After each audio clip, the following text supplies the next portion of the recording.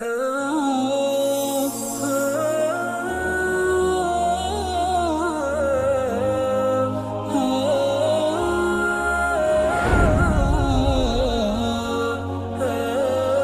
சோதனைகள் ஈமானை இழந்துவிடக்கூடாது, முயற்சியை கைவிடக்கூடாது, தைரியமாக தன்னம்பிக்கையோடு போராட வேண்டும், கல்லா கதிரில் நம்பிக்கை வைக்க வேண்டும், இதுக்கு மறுமையில் கூலி இருக்குது அப்படிங்கிற ஒரு நம்பிக்கை வைக்க வேண்டும். அல்லாஹ் தஆலா திருக்குர்ஆன்ல சொல்லி காட்டுறான், சில விஷயங்களை நீங்கள் வெறுப்பீர்கள், அதுவே உங்களுக்கு கெடுதியாக இருக்கத்தக்க. சில விஷயத்தை நீங்க விரும்புவீங்க, அது உங்களுக்கு நல்லமில்லை, கெட்டதாக இருக்க. வல்லாஹு யஅலமு வ அன்தும் லா தஅலமுன். அல்லாஹ்க்கு தான் தெரியும், உங்களுக்கு தெரியாதுங்கறான் அல்லாஹ். நீங்க சரியா ஆசைப்பட்டு இது நமக்கு கிடைக்கணும்னு போடுவீங்க, கிடைக்கல, சனியன் இல்ல, அல்லாஹ் உங்களுக்கு தெரியல தானே. என்ன நினைங்க, ஏதோ நல்லது இருக்கு, அல்லாஹ் தஆலா நமக்கு தட்டி விட்டுக்க, அவ்வளவுதான்.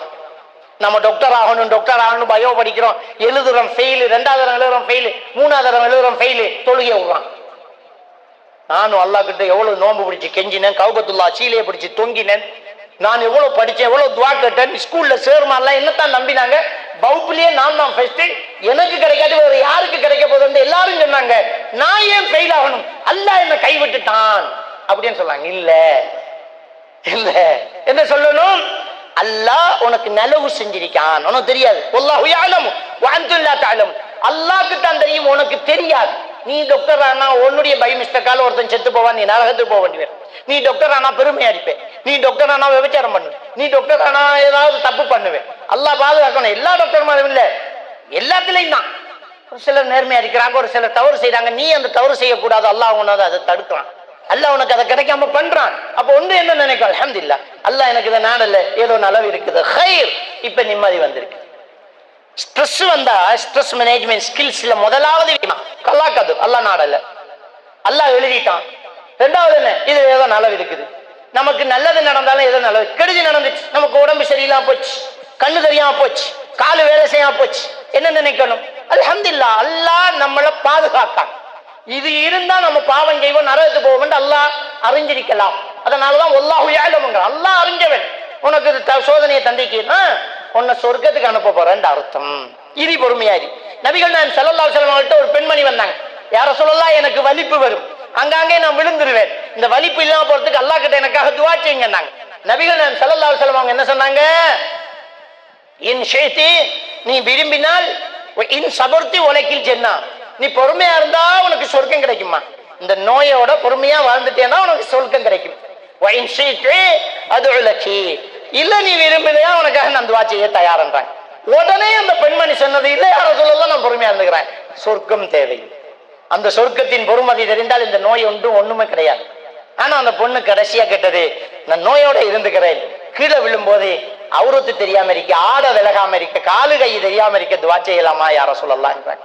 ஸல்லல்லாஹு அலைஹி வஸல்லம் அவர்கள் அதுக்கு துஆ செய்தார்கள், மானத்தை பயந்தார்கள், சோதனையை பயப்படவில்லை. இந்த சோதனைக்கு கூலி சொர்க்கமா இருக்கட்டும், நான் அதோட வாழ்ந்துக்கிறேங்கிறாங்க. எனவே சோதனைகள் என்பது அல்லாஹ் நமக்கு மறுமையில் கூலி தருவதற்காக தந்தது.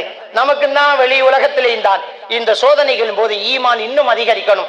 அல்ஹம்துலில்லாஹ், அல்லாஹ்வுக்காக தாங்கிக்கிறேன், இதுக்கு கூலியை தா அப்படின்னு சஃபியா ரலியல்லாஹு தஆலா அவர்கள் காதுல செய்தி உழுது, அவருடைய தம்பி ஹம்சா ரலியல்லாஹு தஆலா அவர்கள் கொல்லப்பட்டுட்டாங்க அப்படிங்கிற செய்தி. வேகமா வாராங்க, என் தம்பியை கொண்டுட்டாங்களா அப்படின்னு வாராங்க.